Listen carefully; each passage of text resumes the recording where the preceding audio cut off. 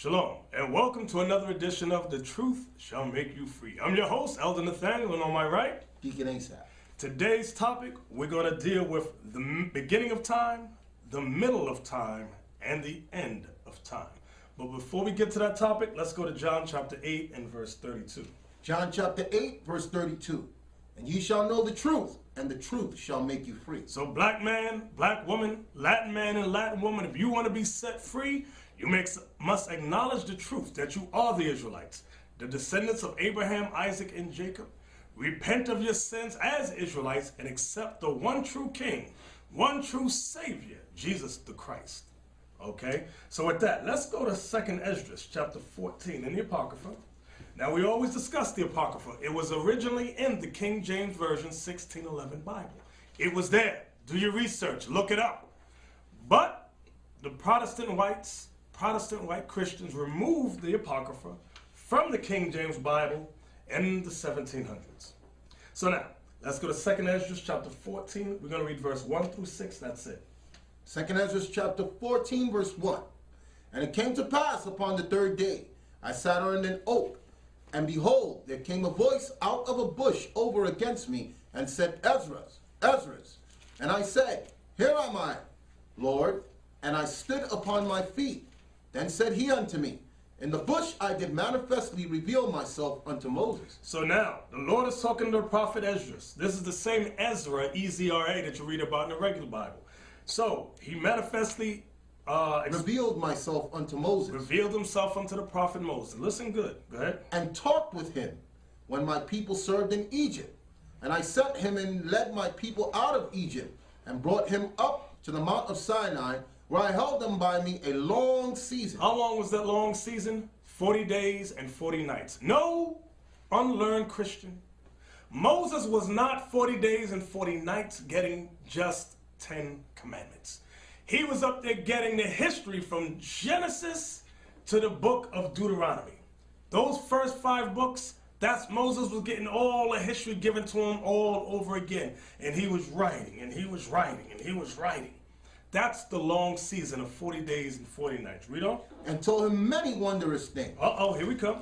And showed him secrets of the time. Uh-oh, and showed Moses secrets of the times. Go ahead. And the end. And the end. Uh-oh, go ahead. And commanded him, saying, These words shalt thou declare, and these shalt thou hide. These words shalt thou declare, meaning make plain, like the laws of the Most High. Make that plain for people to understand. But these words shalt thou hide, like the parables in Deuteronomy 32, Numbers 24. Okay, these things are somewhat difficult for the unlearned person to read and understand. From there, let's go to the Wisdom of Solomon, chapter 7 and verse 13. So the Lord showed Moses the secrets of the times, okay? He showed him many wondrous things. Now, Wisdom of Solomon, chapter 7 and verse 18. Watch what our forefather Solomon says. Wisdom of Solomon, chapter 7, verse 18. The beginning, ending, and midst of times. Start at the verse above it. Start at 17. Verse 17. For he hath given me certain knowledge. For the Lord gave Solomon certain knowledge. Of the things that are, namely, to know how the world was made. He gave Solomon the knowledge of certain things on how the world was made. Listen good. And the operation of the elements. And the operation of the elements. Here it comes. The beginning. The beginning. Ending. The ending. And midst of the time. And the midst of the time. That word midst means middle of the times. So read that part again. For he hath given me certain knowledge of things that are, namely, to know how the world was made, and the operation of the elements, the beginning, ending, and midst of the times. And midst of the times. That's what we wanted to go to. The beginning, the end, and the midst of the time. Some of you know the beginning of time, and some of you know the end of time. But very few of you know the midst of times, meaning the middle of time. And we're going to deal with that on this lesson. From there, let's go to Genesis. Let's go to the beginning of time. Okay? I'm going to take out, now this lesson has to be crammed in 1 hour. Okay? But I'm going to try and get through it all within an hour's time. Genesis 1, we want verse 20 to 23. Genesis chapter 1, verse 20. And God said, Let the waters bring forth abundantly the moving creature that had life, and fowl that may fly above the earth in the open firmament of heaven. So the fowl is the birds. Go ahead. And God created whales, And God created whales. and every living creature that moveth, which the waters brought forth abundantly. Which the waters brought forth abundantly. So that's the fishes, the sea life. Go ahead. After their kind. After their kind. And every winged fowl after his kind. And every winged fowl after his kind. That's the birds. Come on. And God saw that it was good. Verse 22. And God blessed them, saying, Be fruitful and multiply, and fill the waters in the seas, and let the fowl multiply in the earth. And the evening and the morning were the 5th day. So the 5th day, what was made? You had birds created. You had fish, sea life, okay, created. That was the 5th day. What verse you read at? Verse 23. Go ahead. Verse 24 now. No. Oh, we went down to 23. Now, I'm going to show you that on that day, what day was that you just read? The 5th day. That was the 5th day of creation. What else? I'm going to show you in the Apocrypha how the prophet Ezra, remember, the Lord showed him many wondrous things. Ezra expounded on the creation on the 5th day. Watch this. Let's go to 2nd Ezra, chapter 6. We want verse 47 to 52. I need y'all to pay close attention to this. Okay?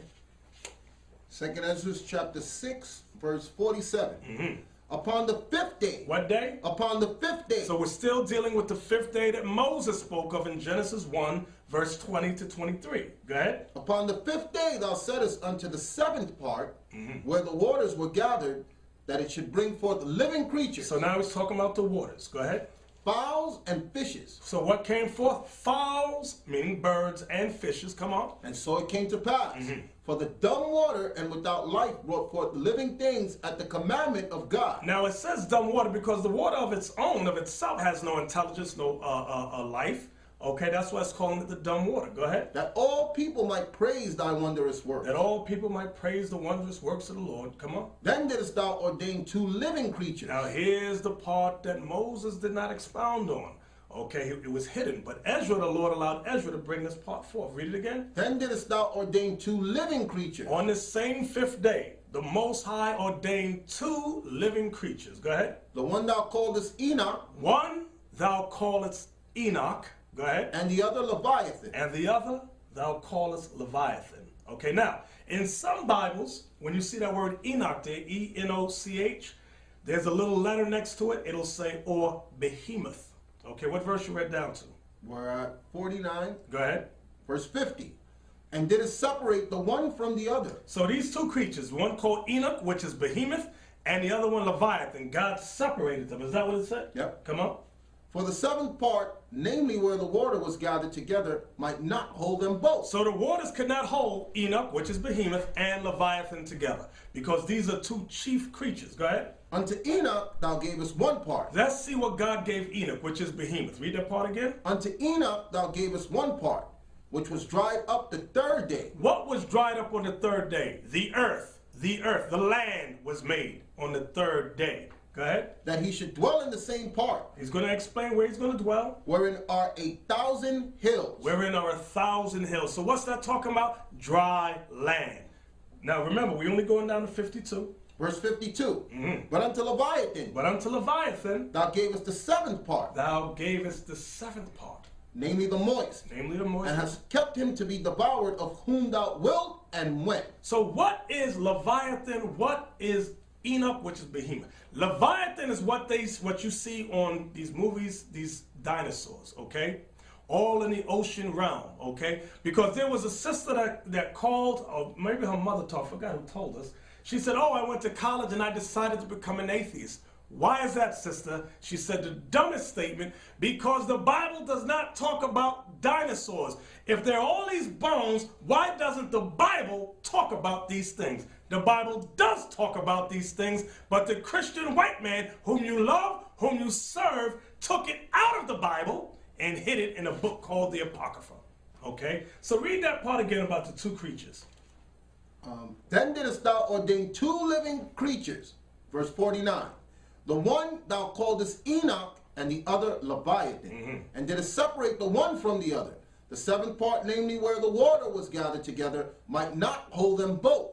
Unto Enoch thou gavest 1 part, which was dried up the 3rd day, that he should dwell in the same part wherein are the 1,000 hills.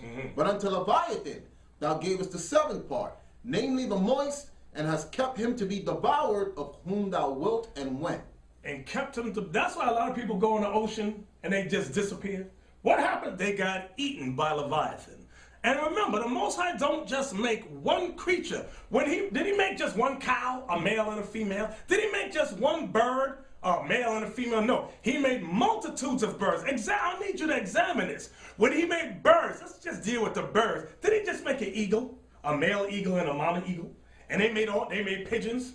Out of those two birds, did he make pigeons and all? No! He made multitudes of variations of those birds. When he made the fish, he didn't just make a goldfish. You got the boy goldfish, you got the girl, one species. He made multitudes of species of fish, multitudes of species of birds. Now we're dealing with Leviathan and Enoch, which is behemoth. He made multitudes of species. Now, just like man and woman. But that's for another lesson. Now, do me a favor, let's go to the book of Job. Job chapter 40. We're going to deal with Enoch. Job chapter 40, we're going to read verse 15 through 24. Come on. Job chapter 40, verse 15. Behold now behemoth, which I made with thee. He eateth grass as an ox. So behemoth, this behemoth is the Enoch that you read in the book of Esdras. He said he eats grass like an ox. Go ahead. Lo, now his strength is in his loins. His strength is in his loins. Come on. And his force is in the navel of his belly. Come on. He moveth his tail like a cedar. He moveth his tail like a cedar. I want to pause there. Because when you get some Bibles, like in this one, and the one I got, it'll say possibly an elephant or a hippopotamus. That's what some Bibles in the center would say. Some of them.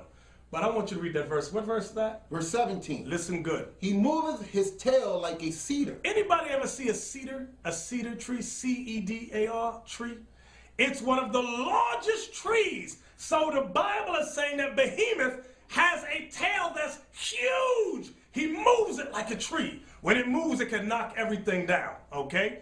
A cedar tree isn't this wide. A cedar tree, you can't put your arm around a cedar tree. Understand that. So is this a hippopotamus? No, because a hippo, watch this. Here's a hippopotamus tail. It'll look something like this. Here's an elephant tail. It'll look something like this.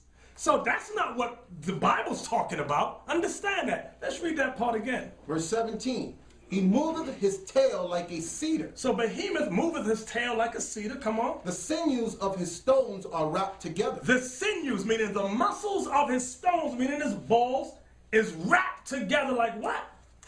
As he moveth his tail like a cedar. Come on. The sinews of his stones are wrapped together. Come on. His bones are as strong pieces of brass. And it says his bones are as strong pieces of brass. Meaning this creature here is a powerful beast. Go ahead. He is the chief of the ways of God. This is what I wanted to get to also. He is the chief of the ways of God. Now I need y'all to bear with me a second. I'm going back to Ezra. I ain't got my glasses. You get it. 2nd Ezra 6. Hold Job. Okay. I want the part where it said that it can't hold them both. 2nd Ezra 6 around 52 or something. 2nd Ezra chapter 6 verse 50. Okay. And did it separate the one from the other, for the southern part, namely wherein the waters were gathered together, might not hold them both. So the waters couldn't hold these two creatures together. Why? Let's go back to Job now. That verse you just read in Job 40, what verse was that? About the chief? Job chapter 40 verse 19. Listen. He is the chief of the ways of God. So behemoth, which is Enoch, is the chief of the ways of God, meaning this is a powerful beast. Okay? That's why God said in Esdras, the waters couldn't hold Leviathan and Enoch together. Those two creatures are powerful. They can't be together. They can't dwell together. One has to stay in the water, the other has to dwell on land. Come on. He is the chief of the ways of God. He that made him can make his sword to approach unto him. So he that made him, only God can approach behemoth, okay? So this ain't no regular beast you're going to tame and go, oh, Mr. Elephant, and put him in a circus. You ain't riding on his back, okay? He ain't eating out of your hand. Come on. White people always trying to tame something. Right. Come on. And they get trampled on TV. Surely the mountains bring him forth food. Surely the mountains bring him forth food. Come on. Where all the beasts of the field play. Watch this. He lieth under the shady trees in the covert of the reed and fence. Listen good. The shady trees cover him with their shadow. The willows of the brook compass him about. Behold, he drinketh up a river, and hasteth not. He drinketh up a river. He drinketh up a river, and hasteth not, meaning he ain't in a rush when he drink. When he bring his head down to drink, it says he takes his time when he drink water. He don't rush. Go ahead. He trusted that he can draw up Jordan into his mouth. This creature's so bad, so powerful, so big, so large. It said what? He taketh up Jordan into his mouth. He trusteth that he could drink up the whole Jordan River by himself. So this ain't an elephant. This ain't a hippopotamus. Go ahead.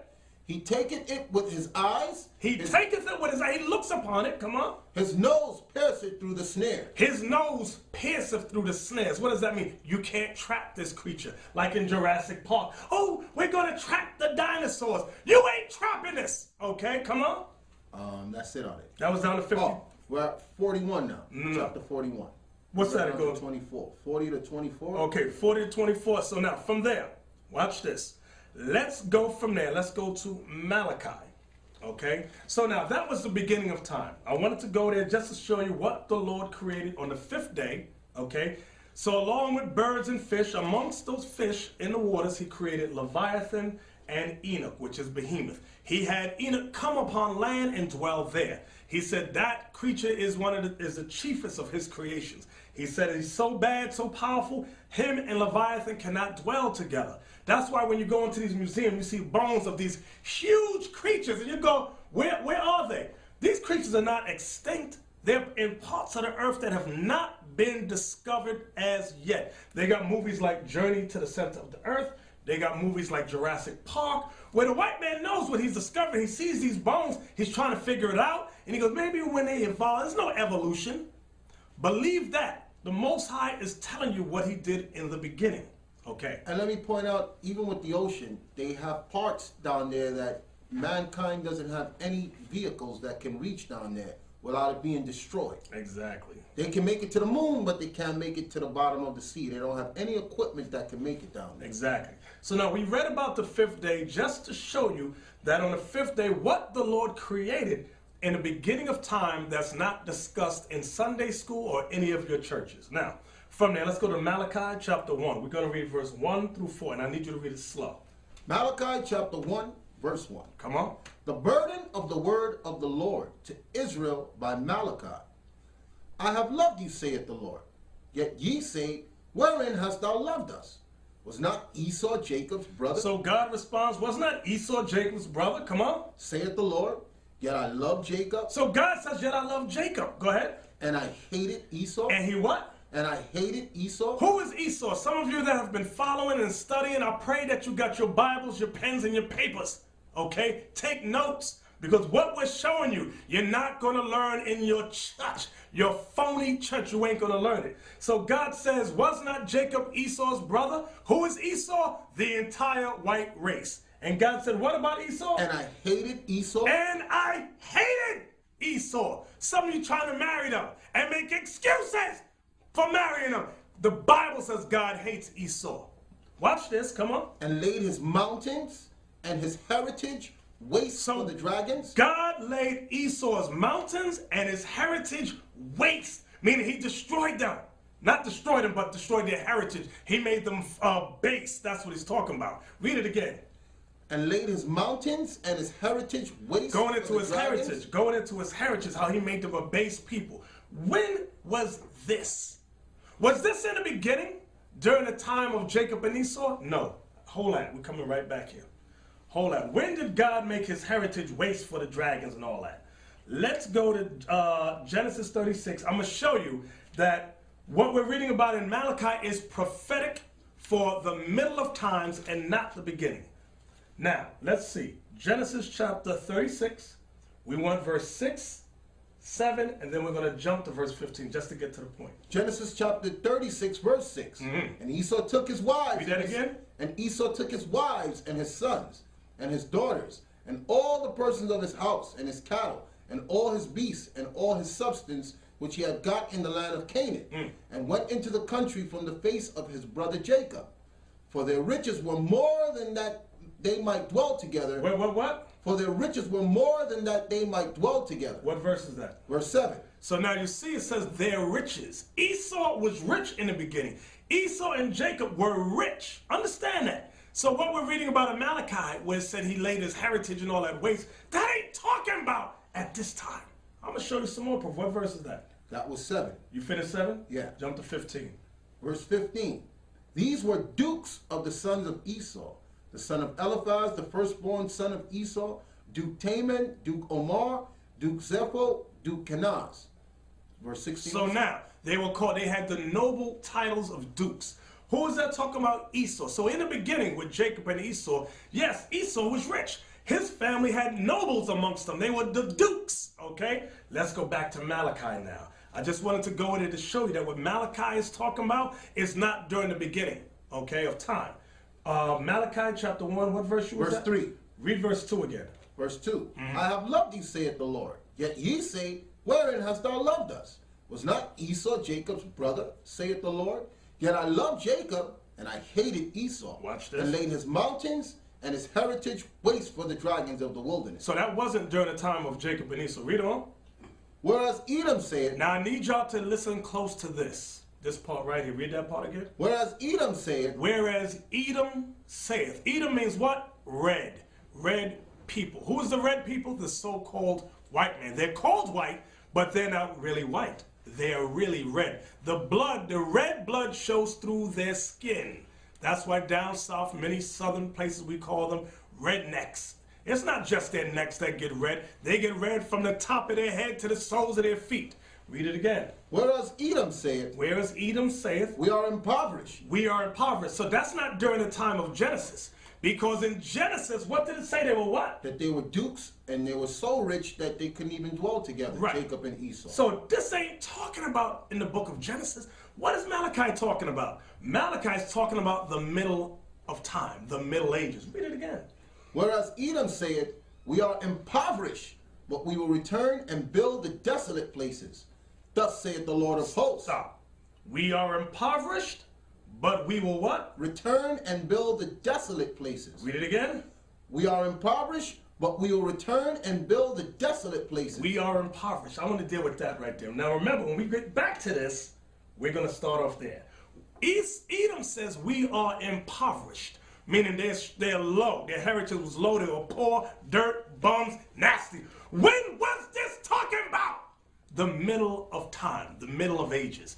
I'm going to show you more proof. Go to the book of Job. Job chapter 30. We're going to read verse 1 through 10. Listen good, because a lot of you sit home and you wondered about the dinosaurs. We just proved to you that the dinosaurs are mentioned in the Bible. Then some of you go, what about the cavemen? Oh, you want to know about the cavemen? We're going to show you about the cavemen. God is going to reveal to you who the true cavemen are. Job chapter 30, verse 1. We're going to read 1 through 10. Job chapter 30, verse 1. Come on. But now they that are younger than I have me in derision. Now they that are younger than I have me in derision. Job is speaking metaphorically, okay? Who is younger than I, okay? It's talking about the so-called white man, the nation of Edom. And as we read down, it's going to become crystal clear to you. Go ahead. But now they that are younger than I. Because we're the heirs. We're the top nation on the earth, okay? Although it don't look like it, God said the Israelites, the sons and daughters of Abraham, Isaac, and Jacob. Okay, the children of the Hebrews, that's us. We're the chosen, we're the elect. Read it again. But now they that are younger than I. Meaning they ain't as great as we are. Have me in derision. Have me in derision. Go ahead. Whose fathers I would have disdained to have set with the dogs of my flock. Our forefather Job said, I wouldn't have let that race, that group of people, set with the dogs of my flock. Come on. Yea, whereto might the strength of their hands profit me. How could the strength of their hands profit me? Come on. In whom old age was perished. In whom old age was perished. Come on. For want and famine they were solitary. For want, I want you to listen good to that part here. For want, meaning lack, and famine, they were solitary, meaning isolated, okay? What is that linking with? Remember we read in Malachi where Edom, thus saith Edom, we are impoverished. Read that verse again. For want and famine they were solitary. They were solitary, come on. Fleeing into the wilderness. Fleeing into the wilderness. In former time. In former times. What times is he talking about? The Middle Ages, not the beginning with Genesis, because in Genesis, Edom was rich. This is talking about the middle of time, what y'all call the Middle Ages in your school systems. Come on. Fleeing into the wilderness in former time, desolate and waste. Desolate and waste. Who cut up mallows by the bushes. Who cut up mallows by the bushes. And juniper root for their meat. And juniper root for their meat. This is talking about Esau when he dwelt in the caves. Come on, it's going to say that. They were driven forth from among men. Read that again. They were driven forth from among men. They was driven forth from among men. The white man was driven forth from among men. What time period is this? The Middle Ages, okay? That's when they were the cavemen, okay? They were the Neanderthals. They were the Cro-Magnon man. Watch, come on. They were driven forth from among men. Come on. They cried after them as after a thief. We chased after them like they stole something. We chased after them like they stole something. Okay, read it again. They were driven forth from among men. They cried after them as after a thief. Come on. To dwell in the cliffs of the valleys and caves of the earth. Wait. In case you didn't know that this is talking about the white man, Edom. Hold on. Go to Obadiah. Let's get that quick. I'm giving you precept upon precept, line upon line, here a little and there a little. It talked about this group of people which chased up into the caves of the rocks. Who is this talking about? Let's go to the book of Obadiah, where Obadiah prophesied about the Edomites, about the descendants of Esau. Obadiah verse 1. Obadiah chapter 1. Obadiah verse 1. The vision of Obadiah, thus saith the Lord God concerning Edom. We have heard a rumor from the Lord. An ambassador is sent among the heathen. Arise ye, and let us rise up against her in battle. Come on. Behold, I have made thee small among the heathen. So Edom is made small amongst the nations. Come on. Thou art greatly despised. And the white race is greatly despised. Many nations, they call him the great Satan. Go ahead. The pride of thine heart hath deceived thee. But Esau has a lot of pride. Go ahead. Thou that dwellest in the clefts of the rock. Thou that dwellest in the clefts of the rock. Thou that dwellest in the clefts of the rock. Thou that dwellest in the clefts of the rock. We're going to read on. Whose habitation is high. That's why they like skyscrapers. Come on. That saith in his heart, who shall bring me down to the ground? Why would they be able to say that? Because now Esau has missile capabilities. They have nuclear armaments. They have a Star Wars system. Okay, read. Though thou exalt thyself as the eagle. I'm only reading down to prove to you that this is talking about the white man. Though thou exalt thyself as the eagle, what is the symbol of America? The eagle. What is the symbol of the white man when he was set up as the Greeks? The eagle. When he was Rome? The eagle. When he was Spain? The eagle. Come on. Though thou exalt thyself as an eagle, and though thou set thy nest amongst the stars. Though thou set thy nest among the stars. Who's doing space travel? Whose symbol is the eagle? The white man under the United States of America. Was that it? Thence will I bring thee down, saith the Lord. Go back to the cave. Stay right there. The pride of thine heart hath deceived thee, thou that dwellest in the clefts of the rock. Stop. When you read in Genesis, where did Esau originally dwell? In Mount Seir, okay? Which was a range of rocks that was shaped like hair, because that's what the word seer means. It means hair. But during the Middle Ages, I'm going to say it again. During the Middle Ages, where did they dwell? They dwelt in the clefts of the rocks in Georgia, Russia. Why are they called Caucasian? Where does the word Caucasian derive from? It comes from the Caucasus Mountains of Georgia, Russia. That's why they say, I'm American, Caucasian. I'm Italian, Caucasian. I'm Spanish, Caucasian. I'm German, Caucasian. Okay? I'm Polish, Caucasian. Read that part again. Thou that dwellest in the clefts of the rock. Now stop there. Go back to Job now. Job 30, and I want that part about the rocks again. You see it? Call the verse. Job chapter 30, verse 5. Listen good. They were driven forth from among men. They cried after them as after a thief, to dwell in the cliffs of valleys, in caves of the earth, and in the rocks. Read that again. To dwell in the cliffs of valleys, in caves of the earth, and in the rocks. Do you hear where they used to dwell? So in case you didn't know who Job chapter 30 is talking about, I gave you the proper precept. Obadiah tells you they would dwell in the caves, in the clefts of the rock. Job says this group of people here who I wouldn't let sit with the dogs of my flock. We chased after them like after a thief. We chased them to the caves, to the cups of the rocks. When did that happen? Because it wasn't during the time of Genesis. Because in the book of Genesis, they were rich, okay? But in Job, this is prophetic. That goes back to the book of Malachi, when Edom says we are impoverished. When were they impoverished? Right here in Job 30. Let's read that again. They were driven forth from among men. They cried after them as after a thief. Come on. To dwell in the cliffs of the valleys, in caves of the earth, and in the rocks. So what does the word, that's why they're called Caucasian. It comes from the rocks of Georgia, Russia. The Caucasus Mountains. Hold that. I need you to hold that. Get me the book, The 13th Tribe. Get me that book. I just need you. We're going right back there in Job, so I don't want you to lose your place. Okay? Let me show the book here. Y'all need to get this book called The 13th Tribe. Okay? It's written by a so-called white man, a so-called Jewish scholar named, where's his name? Arthur Koestler. Okay? He did research on his heritage as being a Jew. What page we gonna go to? Page 16. 16 and 17. Now, you can go on Amazon and order an original copy, the old ones. The new ones they edited, they took a lot of things out. And you can Google it also, you can read it online. If you go to Google and type this in, you can read it. They have the pages right there. So what page we're at? Page 16? Page 16. Now just read the underline, just read everything here, and here. Read it quick. Page 16. Of a migration of the Khazar tribes and communities in those regions of Eastern Europe. Eastern Europe, talking about Georgia, Russia. Go mainly ahead. Russia and Poland. See where it says Russia? Because that's where the Caucasus Mountains are. Go ahead. Were at the dawn of modern age. Come on. The greatest concentration of Jews were found. This has led several historians to conjecture that a substantial part, and perhaps the majority, of Eastern Jews, and hence of world Jewry, might be of Khazar and not of Semitic origin. Meaning they're not the real Jews. That's what this guy, Arthur Koestler, discovered. He realized he was not the true Jew. He was not of Abraham, Isaac, and Jacob. Next highlighted part.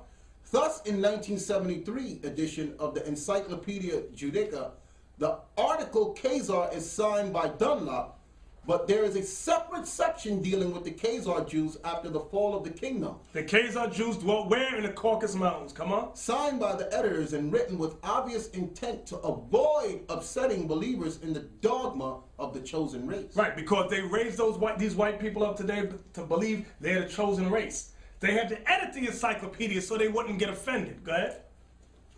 Jump down here. A new approach both to the problem of the relations between the Khazar Jews and other Jewish communities, and to the question of how far we can go in regarding this Khazar Jewry as the nucleus of the large Jewish settlement in Eastern Europe. The descendants of this settlement, those who stayed, were those who emigrated to the United States and to other countries, and those who went to Israel constitute now the large majority of the world Jewry. See that? So what are they? Khazar Jews, meaning Caucasians. Now watch this, page 17. It's going to say exactly what I'm saying. Page 17. This was written before the full extent of the Holocaust was known. So this was written before the full extent of the Holocaust was known. Go ahead. But that does not alter the fact that the large majority of surviving Jews in the world of Eastern Europe, and thus perhaps mainly of Khazar origin, if so, this would mean that their ancestors came not from the Jordan, but from the Volga. Not from... Wait, where's the Volga? The Volga is a river that's in the Georgia, Russia. He says they didn't come from the Jordan, but from the Volga over there. Go ahead. If so, this would mean that their ancestors came not from the Jordan, but from the Volga, and not from Canaan. Not from Canaan, the true land of Israel. But from the Caucasus. But from the Caucasus. What's that talking about? The Caucasus Mountains of Georgia, Russia. Who wrote this? A so-called white man, Arthur Koestler. He said if the white man is a Jew, then it would have to be an additional tribe added. Okay? What other page we going to on this book? One more sentence. Okay. It says the story of the Khazar Empire, as it slowly emerges from the past, begins to look like the most cruel hoax which history has ever perpetrated. Do you hear what this is saying? Now, what other page do I have down there? 39. Page 39. Go to page 39. Okay. Now, don't get angry at us because we didn't write this. The white scholars put this together. Call it and read it. Page 39. Go ahead. The goods do not wash themselves. The Guz. Now, the Guz is a group of white people who dwelt in the Caucasus Mountains of Georgia, Russia. The Guz. Listen good. The goods do not wash themselves after defecating or urinating, nor do they bathe after seminal pollution, or on other occasions. They refuse to have anything to do with water, particularly in winter. When the goods commander-in-chief took off his luxurious coat of brocade to don a new coat the mission had brought him, they saw that his underclothes were fraying apart from dirt. For it is their custom never to take off the garment they wear close to their bodies. So they would leave their underwear on until it disintegrates. Go ahead. Until it disintegrates. So these people said they wouldn't have anything to do with what? Have dandruff all on the shoulders, just dandruff everywhere. They're nasty. Go ahead. Another Turkish tribe, the Bashkirs, shave their beards and eat their lice. And what? And eat their lice. They search the folds of their undergarments and crack the lice with their teeth. They search the folds of their undergarments, their drawers, and crack the lice with their teeth. Go ahead. When Ibn Fadlan watched a Bakshire do this, the latter remarked to him, "They're delicious." That guy said it's delicious. Now, let's go right back to the Bible. See, you've been thinking that the Bible is a fairy tale. You see movies about cavemen. Get that movie Quest for Fire. The only lie in that movie is they got the ignorant black woman running around with them, ooh, ooh, ooh, ooh, ooh, but they're giving you their history during the Middle Ages. They wasn't cavemen in the beginning. They were cavemen during the Middle Ages. Call that verse again. Verse 5. They were driven, Job chapter 30, verse 5. They were driven forth from among men. They cried after them as after a thief, to dwell in the cliffs of the valleys and caves of the earth and in the rocks. Among the bushes they brayed. In the bushes they brayed. Go ahead. Under the nettles they were gathered together. Under the nettles they were looking for food and all kind of stuff, cracking the lice from their underwear, their drawers. They were children of fools. They were what? Children of fools. Go ahead. Yea, children of base men. What does that mean, children of basement? Like the basement. You can't get no lower. That's the bottom of society. Go ahead. They were viler than the earth. They were what? They were viler than the earth. That's your Neanderthal. That's your Cro-Magnon man, okay? You wasn't Cro-Magnon man. You wasn't Neanderthal man. You're the Israelites, okay? This is their history. The Bible is giving you the white man's history. Come on. And now am I their song. Yea, I am their byword. See what Job is saying? Now am I their song. Now I am their byword. So what is he prophetically saying? That in history, once the Israelites went into captivity under who? Edom, we will become a byword. Hold that. Get that in Deuteronomy 28 and verse 37, I believe it is. Come on. Deuteronomy chapter 28. Verse 37. Verse 37. And thou shalt become an astonishment. This is when the Israelites would go into slavery, especially under the white man. Go ahead. And thou shalt become an astonishment, a proverb, and a byword among all nations whither the Lord shall lead thee. Let's go back to Job now. What he says in the spirit. Job chapter 30, verse 9. And now am I their song. Yea, I am their byword. You see that? You see the correlation? You see the precepts? Okay? Because this whole thing in Job, although Job was real, his whole life was a metaphor for the whole nation of Israel. Read. They abhor me. They abhor me, meaning hate me. They abhor me. They flee far from me. Now, when was this? See, it starts off saying that they were violent in the earth, right? It said Job would not have let the dogs sit with them. But something happened in history. That the people that's the vilest, the people that was on the bottom, became on top. Job says, now I'm their song. Now I'm their byword. It said they abhor me. They hate me. What is the change? What happened historically? Well, did you finish down to 10? They flee far from me. Now these vile people, they run from us now. And spare not to spit in my face. And spare not to spit in my face. So what happened? Let's go back to Malachi. Malachi chapter 1. Again, whereas Edom says, call a chapter and verse. Malachi chapter 1, verse 4. Listen good. Whereas Edom saith, we are impoverished. Now, when were they impoverished? During the Middle Ages. I guess gave you biblical proof during the Middle Ages that what it means when it says they were impoverished. We went to Job chapter 30, where God, through the prophet Job, spoke about their history. We went to more proof. We went to the 13th tribe, where Arthur Koestler, a so-called white scholar, explained his ancestry, his history during the Middle Ages in the Caucasus Mountains. They were viler than the earth. They ate lice. They would wear underwear until it disintegrated off their bodies. Read it again. Whereas Edom saith, we are impoverished, but we will return and build the desolate places. But we will return and build the desolate places. But we will return and build the desolate places. Return. When did they return? What does the word Renaissance mean, brothers and sisters? Look it up. Renaissance means rebirth. Rebirth of what? Because you learn about it in your school system. No, this is the Renaissance era. Huh? Rebirth of what? Rebirth of the white man in power and authority in the earth. That's what it means when it says, we will return. So when were they impoverished? During the Middle Ages. I'm going to give you another term for the Middle Ages. It's called the Dark Ages. Why was it called the Dark Ages? Because dark-skinned people ruled. What people? The Israelites ruled. I'm going to show you more proof on that. Hold on. Bear with me a second. Bear with me. Get me that. Get me from Superman to man. I mean, that right there. Nature knows no color line. Get the page in the book. Nature knows no color line. Yeah, let me show the cover of the book.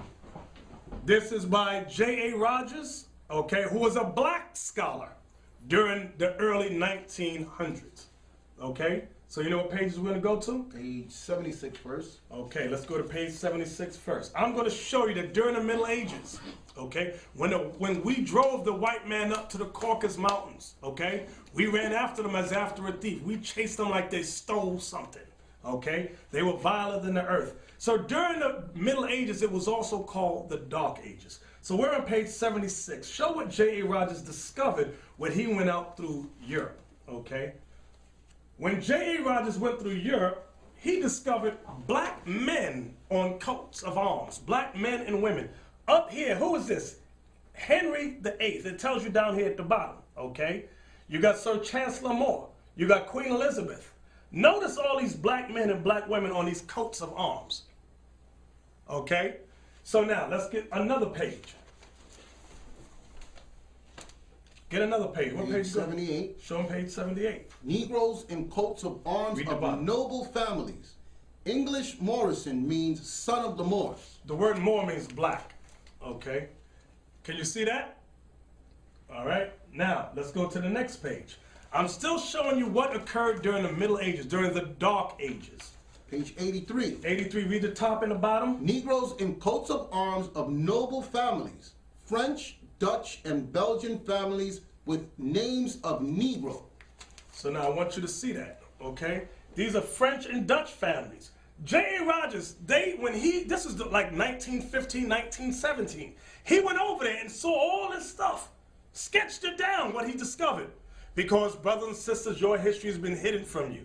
Let's go to the next page. What's the next page we're going to? Page 84. 84.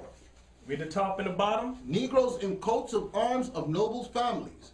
Names of these families, except 3, denote Negro ancestry. And read the bottom of the next page, we'll show it together. French, Italian, Spanish, Polish families. French, Italian, Spanish, Polish families. Let's say Polish here. So we were originally living all over there, ruling during the Dark Ages, brothers and sisters. Okay? This is what I need you all to understand.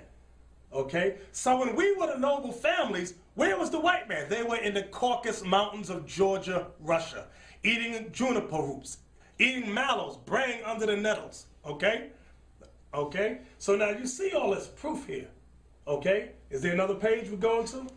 Page 85? 86. 86. Okay? Okay? This says Negroes in coats of arms of noble families.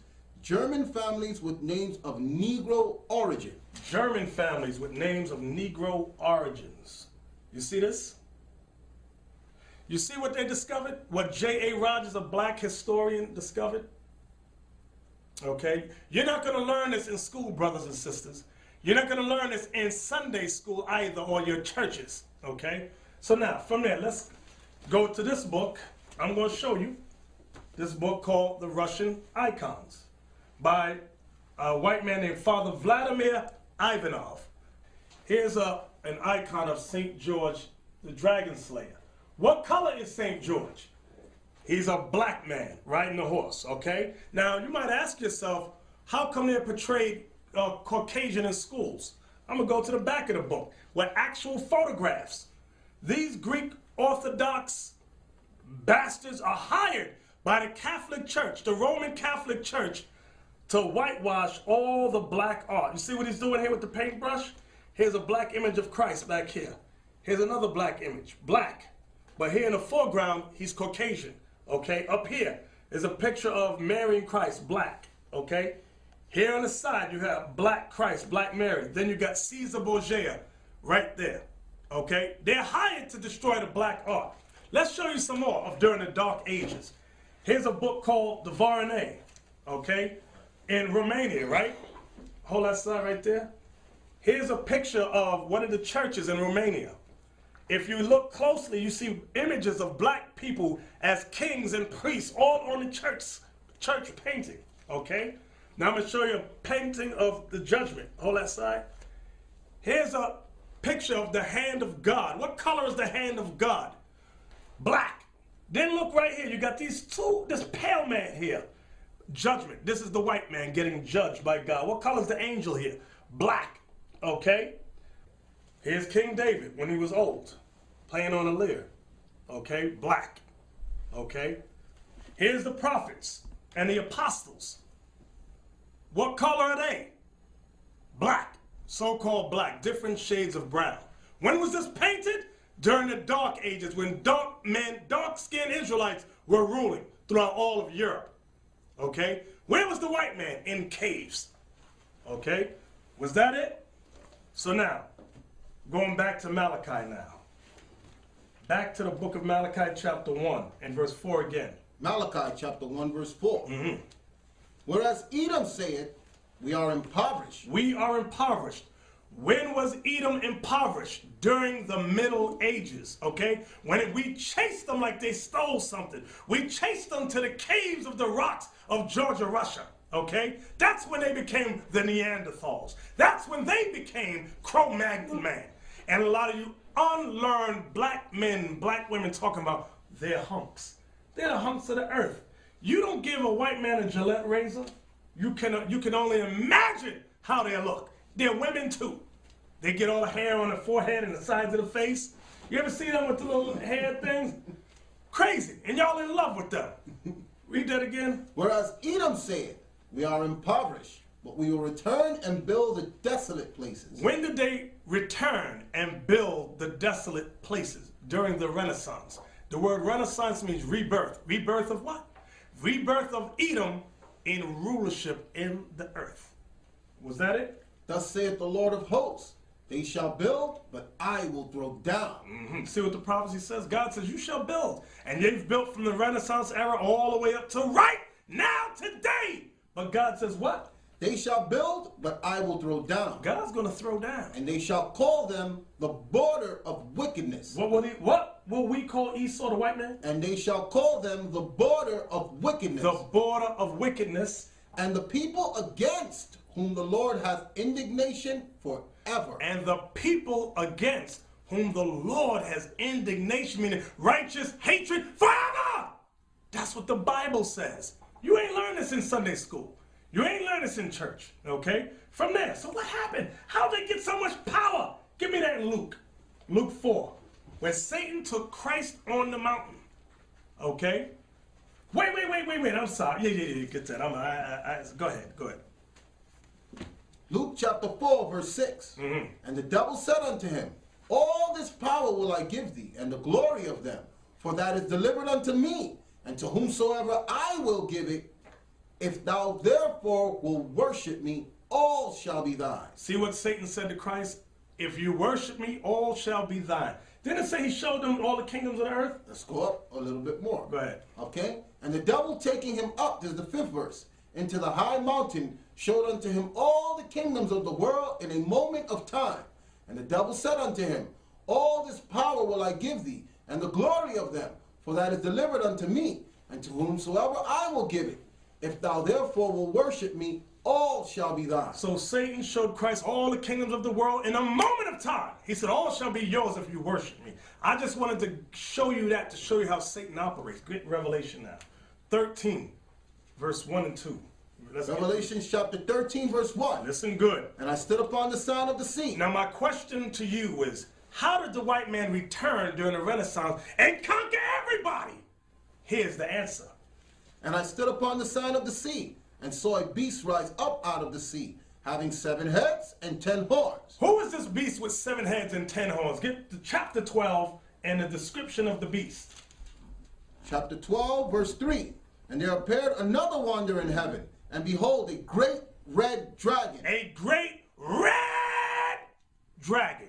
Why is it red? Because it symbolizes one race of people. What race of people in the Bible are described as red? That's right, Edom, the so-called white man. Back to chapter 13, where you was at. 13, verse 1. Come on. And I stood upon the sound of the sea, and saw a beast rise up out of the sea, having 7 heads and 10 horns. The 7 heads meaning there's 7 major empires. Go ahead.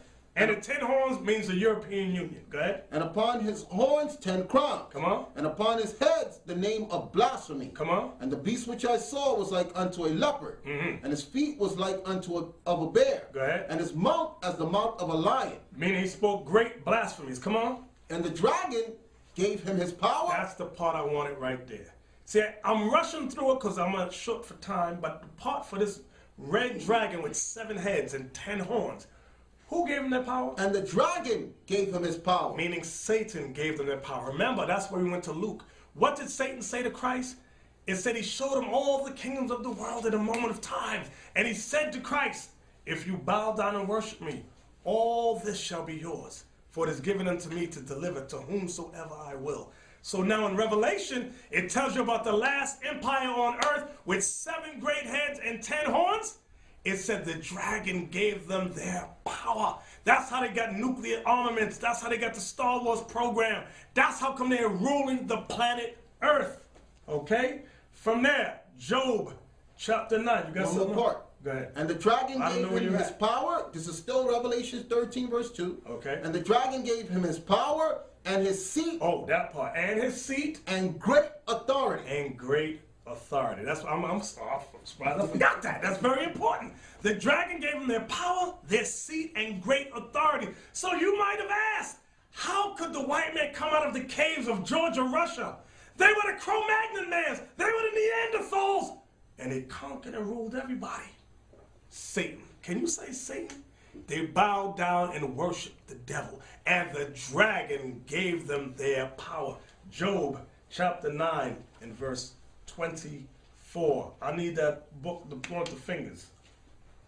Okay? Job 9, verse 24. Listen good. The earth is given into the hand of the wicked. See that? The earth is given into the hand of the wicked. What did Malachi chapter 1 verse 4 say about Edom? They shall call them the border of wickedness. Read it again. The earth is given into the hand of the wicked. The earth is given into the hand of the wicked. Come on. He covereth the faces of the judges thereof. He covereth the faces of the judges thereof. Who are the judges? The judges are the Israelites, the 12 tribes of Israel. How does the wicked cover our faces? They went throughout all Europe. They're going throughout the world and painting our images as white. I'm going to show you another example.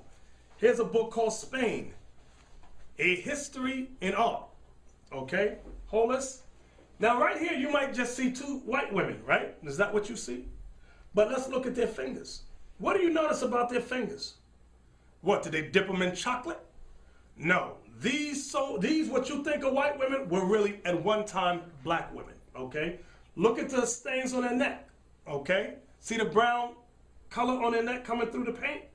These were black women that they covered their faces to make them look and appear like Caucasians, okay? That's how they cover the faces of the judges. Understand that. Okay, what does this say? Early Spanish Christians assisted by angels. Let's look at the angels here. Okay, all that? Look at their hands. Because you might go, oh, these white people, look at their hands, their fingertips. Look. These are black people. All right? Look at the color. These were at one time black men. But they've been touched, dabbled with. Whitewashed. Right. Look at the hair. Look at the kinky hair on them. Okay? Do y'all see this? All these books are in your libraries. Okay? Like I said, black people. They haven't removed them. Right. It's hard to get them now. Okay? So, brothers, sisters, we pray. Now, I wasn't able to get to the end. Okay? But, brothers, sisters, you just stay tuned. Okay? Give me 2nd Ezra 6 and 9 in the Apocrypha. 2nd Ezra 6 verse 9. Because the disciples asked Christ, when is the end of the world going to come? 2nd Ezra chapter 6 verse 9. For Esau is the end of the world. Esau is the end of the world. And Jacob is the beginning of it that follows. And Jacob is the beginning of it that follows. Now from there, go to 1 Maccabees chapter 3. I think it's verse 48. Yeah. Okay. I think it's 1 Maccabees chapter 3 and verse 48. 1 Maccabees 3 verse 48. And laid open the book of the law. The book of the law is the Bible. Wherein the heathen had sought to paint the likeness of their images. Wherein the heathen, meaning the white man, because that's who the heathen is here, they were the Greeks, had sought to what? To paint the likeness of their images. The white man painted their images throughout our records, throughout our holy Bible. And not only in this book, they painted throughout our temples, our synagogues that we had set up. They did, there's much evil that they have done when they made us a base people. That's why Job said, now I'm their song. Now they spitting in my face, okay? Now they're calling us niggas and jigaboos and coons and all that. But meanwhile, we're the noble families of the earth, okay? We're God's chosen people. Deuteronomy 7, verse 6 and 7. We are the noble kings and priests of the earth. And guess what? We are returning now in the power of the Most High. Deuteronomy 7, verse 6. For thou art an holy people unto the Lord thy God. The Lord thy God has chosen thee to be a special people unto himself above all people that are upon the face of the earth. Read that part again. You ran through that.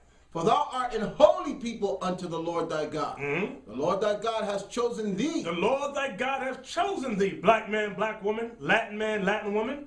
To be a special people Believe it or not, you are a special people. You don't believe it, but you are. Go ahead. Above all people that are upon the face of the earth. The Bible said above